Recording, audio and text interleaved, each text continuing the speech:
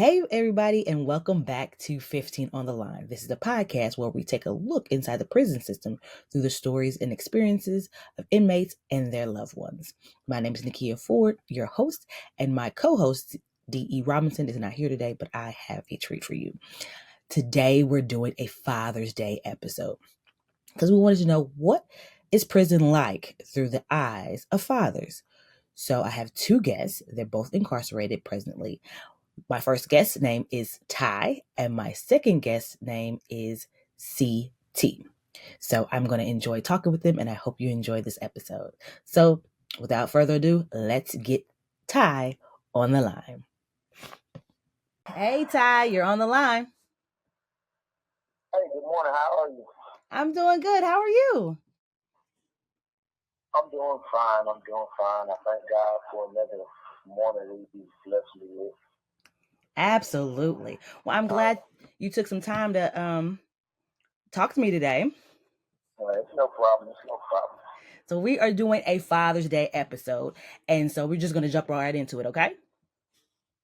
Okay. All right. You're presently incarcerated, correct? Yes, ma'am. Okay. And how long have you been incarcerated? I've been incarcerated about 10 years, 11 months, and about 28 days. And how long do you have left? Do you know? About just over 7 years. 7 years. And you are... Assuming that I'll do the whole time. Prayerfully, you will be home before 7 years. Praise to God. So you have children? Yes, ma'am, I do. You have boys, girls? What do you have? I have both. Yeah, I have both boys and girls. Boys and girls. And so what is the biggest challenge you're facing fathering children while you're in prison? Well, for me, the biggest challenge is not being able to be there with them to model a lot of the teachings and things that I'm telling them and teaching them over the phone. I'm not able to demonstrate for them to show them the practical application of the things that I'm telling them. You know, I know most of us as parents know that children do more what you do than what you say.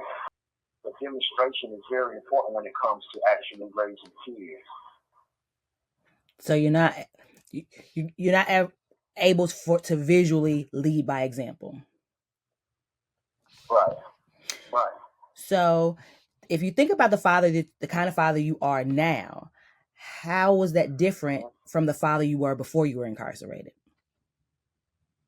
Well, before I was incarcerated, I was a very loving father and present in my children's life, but my decision making was not good. It was selfish. I was selfish. And by selfish, I mean more specifically, I was an alcoholic. And I drank a lot. Every occasion was an occasion to drink. And I made a lot of irresponsible decisions without considering the responsibility I had to my children or to my wife at the time. And so, if you can imagine, there were all of the pitfalls I fell into that most alcoholics fall into.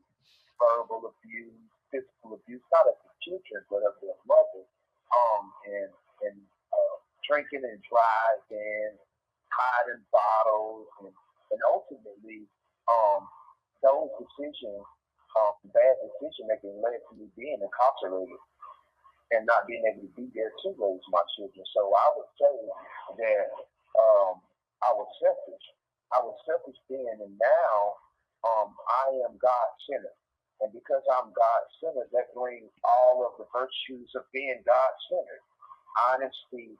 I may not be able to be there, but I consider them when I'm making decisions.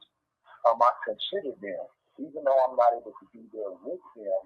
I want to model as best I can those things and my day-to-day challenges that I'm teaching them. So a lot of times before I make a decision, especially in chaotic situations, I have to demonstrate, for instance, doing everything that I can to try to avoid conflict.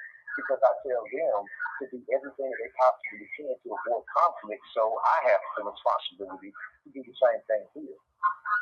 Because the decisions that I make can still affect them, even if it's just me not being able to see them for a long time, or being able to call them for a long time, or being in a position where I may not even be able to fight them for a while, or extend my stay here in prison.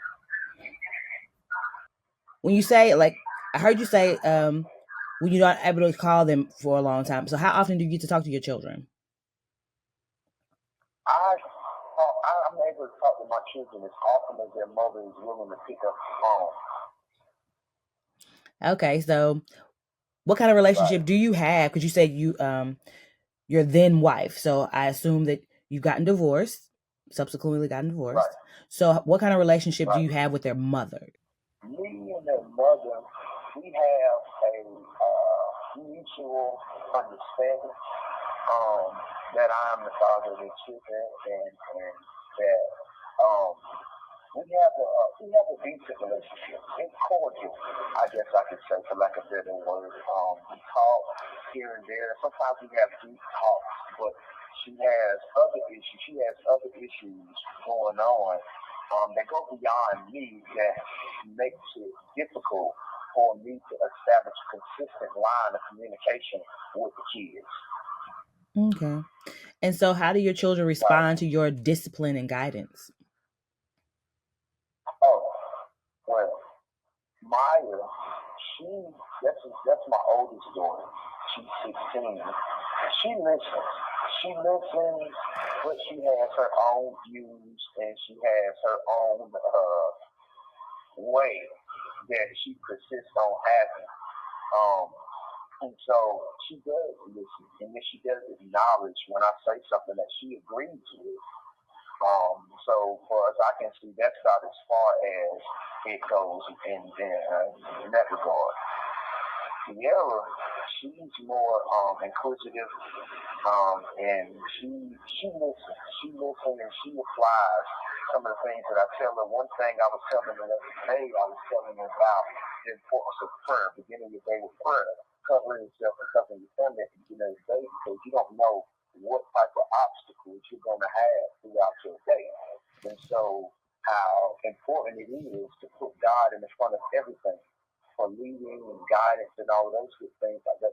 So she's been practicing that, and she said that it has made a big difference in her day when she encounters adversity and things of that nature, that she's able to better overcome those things, and she accredits it to those prayers.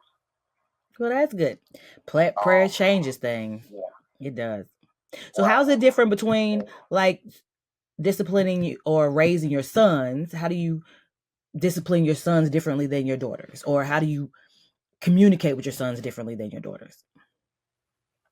Well, the boys are more games. They love Roblox and Call of Duty. They're into the game scene heavy. And so communicating with them, it just depends on what they're doing, because they love to play those games. Especially my oldest son, Tyrone. He's like 13 years old. He loves to play those games. And so I can hardly keep his attention while he's playing those games. He's not very analytical. He's not very in depth when it comes to conversation, which I am. And so it makes it kind of challenging trying to get deep with him and kind of find out what his views are, what does he think about life without a father, things in general. Jasir is the youngest of the twin boys. I have two twins, Jalen and Jasir. And Jasir, he will talk. He will get deep. He's very interested in asking questions about puberty and girls and different things of that nature. He talks to me. You know, like I said, the challenging part really because their mother, because she is the main way that I can keep in touch with them. The hard part with trying to, kids, they have to warm up. And so I try to keep a consistent line of communication open, but my relationship with their mother, the things that she has going on makes it challenging. So I'm not able to keep him as warm as I noticed at the times where I was able to keep up with him more. He was talking more, but when I don't call for a while, it takes a while. When I do get back to him, to warm up again to the point where he's ready to spill the beans, so to speak. So Jalen is the oldest of the twins. He loves to talk about, asking me about prison. He knows he's the only one who really knows exactly when I'm supposed to be coming home. He has questions about puberty and stuff like that. So when I give him advice, only a few of them. That's Sierra and Seer, who I know who have actually taken some of the things that I've said and put it into actual practical application. But I know that they do listen, all of them. Yeah, I think I don't have any children, but I've been somebody's child my whole life. And, the teenage years are crazy because you're going through puberty and all kinds of things are happening and you think that you know everything and you find out later that you know nothing. But I think it's very important. I think men don't really realize how important they are in the lives of their children. And there are a lot of men who are walking around here free and not taking time or focusing on or taking time to dedicate to raising their children. And I commend you for doing the best that you can in the situation that you're in. So what plans do you have? Like, if you had dreams, what plan would you have for your children? Like, what kind of future would you like for them? It's simple as I can think of. My dreams for my children is for them to be who God wills for them to be. I know it probably sounds a little cliche, but it's the truth. The very best that I can ever hope and dream for my children is for them to be in a deep, committed relationship with the Lord. Because I know that if they're in a relationship with the Lord, that He's going to lead them into all truth. He's going to shape them and make them and mold them for His glory, for His purposes. And so for me, my dream and my hope for them is that they will be in a relationship with God, a close relationship, because I know that if they are, then everything else is going to be worked out for their good. And I don't think I could ask for their lives in that. Well, I think it should be every father. It's not necessarily every father's desire, but it should be every father's desire. So what dreams and hopes do you have for yourself as a man and as a father? So best case scenario, you're out of prison. What are your dreams and hopes for yourself as a father and a man? Well, my hope is that I will be able to go out there and be there for my children, to be able to support them, because the love aspect is not lacking at all. I've always loved my children. I had my children on purpose. They didn't just pop up unintended. We plan to be parents to these children. I decided to raise my children. What I didn't know was what it would require of me to do that correctly. And so when I get out, I just want to be a father to them. If I do this whole time, then they'll be, my youngest will be about 18. My youngest two boys will be about 18. So they'll be pretty much grown. But one thing I've learned in my own experiences and vicariously through other people's experiences, children always need their parents. They do. They always need them. They always need them. The parents' job is never really. You have 60 seconds remaining. It's time for us to wrap up. I can sit here and talk to you forever, but we only have 15 minutes. So what would you like for people to take away from your experience? For the fathers who are here, God has given you the ability and responsibility. You have 30 seconds remaining. Yes. To train the children up in the way that they should go. And I don't think that fear of not getting it right is something that's worth allowing for you not to participate in the children's lives. They need you, and the world is saturated with children who are needing guidance in the love of their father, especially young men. So don't give up. Don't give up. And that was our time. Thank you so much, Tye, for joining us today. You had lots and lots of words of wisdom, and I appreciate your time and you sharing with us today. So we're going to move on to our next guest, who is C.T. C.T., let's get you on the line.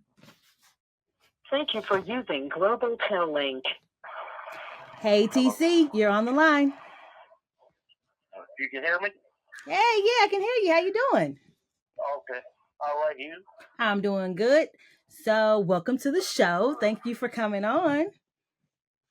No problem. Thank you. All right, so we have 15 minutes, so let's jump into it, okay?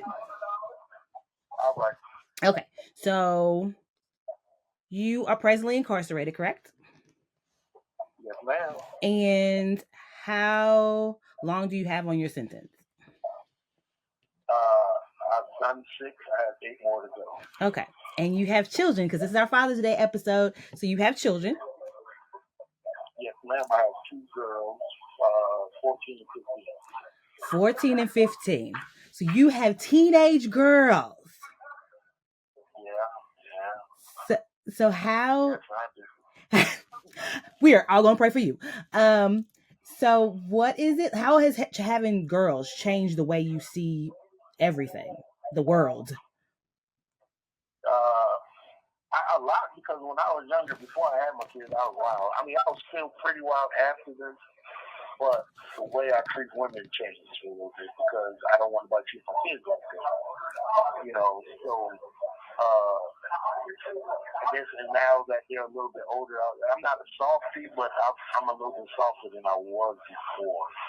Like, I can't see them, but when they're like, well, Dad, I'm like, you know what, all right, whatever, go ahead. They have you wrapped around your little finger. So what is the biggest challenge of fathering daughters from prison? Not being there physically. I'm supposed to be their protector. And I can't protect them from being in here. I'm supposed to be able to guide them. I'm supposed to be able to guide them in their daily walk. Going, life's troubles. Excuse me. And help them spiritually too, give them spiritual guidance or whatever. And I can't do that. I can do the spiritual part, give them guidance over the phone, but I can't do the physical. I can't be there for graduations. I can't be there for prom. My oldest daughter, she does track and field. I can't be there for any of her meets. It's a lot. What kind of father were you before your incarceration?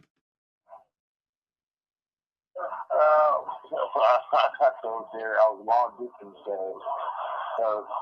My oldest stayed with me until she was about, I think they were 3 when they moved. She moved with her mom to Tampa, Florida. My youngest was still in Connecticut with me, but I wasn't able to be there like I wanted to, and I was around either the mother or the grandmother run me off. And I'm not racist, but they're white, so we're in a white neighborhood. If the police got called, I was going to jail, so I was just going about my business. Other than that, I sent clothes. I sent, if they needed anything financially, I would do it for them, give it to them. Talk to them over the phone or on FaceTime. I did whatever I could do while I was working. Do you ever think about the kind of father you're going to be when you get out? Yeah, because my kids will be grown when I get out. So I can't treat them like children. I mean, they are my children. I can't treat them like they're little kids because they'll be grown adults. So all I can do is be there, pray for them, and if they need anything, if I can help them out. Okay, so you have teenage girls, and I know, bless my mother's heart, when I was 16, 14, 13, I gave her the blues. So when you're trying to discipline them via the telephone, how do they respond to your discipline and your guidance? Okay, so my 15-year-old, if I didn't mention, her mom passed away, so it's just me now. But my 15-year-old, I don't have any issues with her because I established that authoritative figure from the get-go. Even when she was living in Tampa, when she would do something and get in trouble, her mother would put her on the phone. She'd start crying before I even said anything. I was like, "What are you crying for?" You know, and she's like, "Yeah, no, you messed up. Don't worry about it. Daddy will be down there soon to see." And my 14-year-old, Lord, she just don't. Oh Lord. That's me all over again. That's all I can do. She's wild. She's wild. She don't listen. She's doing things that a 14-year-old shouldn't be doing, and there's no authority over her, you know, because her mother and her grandmother let her do whatever she wants to do. Okay. So whenever I try to implement some kind of, even if it's not hard, you know, I'm just some old Navy type of, she don't want to hear it because she's not getting it from both ends. So she ain't listening to what I'm saying.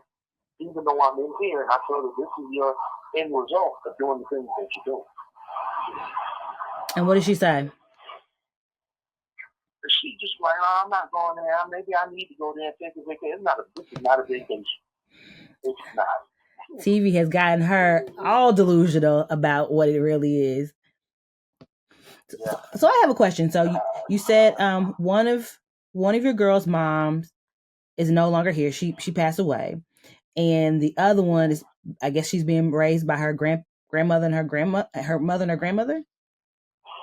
Well, recently she is with her mom full time now, and that's no better. But you know, I mean, it is what it is. So do you ever think about, like, what if her mom finds a boyfriend or gets married, and the thought of another man raising your child? What do you think about that? Or do you ever think about it? Well, I do. So. Okay, her mother, this is my youngest. Her mom has a boyfriend. Her youngest son's father, they're together. Okay. He's also in jail now too. So the other day I was talking to, I called my daughter phone to talk to her, and her mom picked up. So I talked to her mom, and I hear her in the background talking to the boyfriend, the mother's boyfriend, calling him dad, and it made me feel some kind of way. I'm not gonna lie to you, I was upset. I said, here I am pouring my heart out. I have your back when they don't have your back.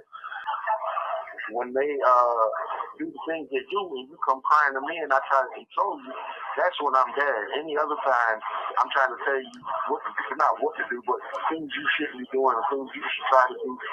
You know, she don't want to hear it. But as long as she can get, I'm the person she thinks to. She don't want to hear nothing I got to say about how she acting. But she want to be able to come in here and tell me all her issues. Well, unfortunately, that's being a teenager, and hope you got a couple more years. Like, well, she's 14, so maybe like in 5 more years, it'll get all out of her system. Because it wasn't until I hope so. Yeah, my mom took the brunt of all of my teenage angst, all of my anger.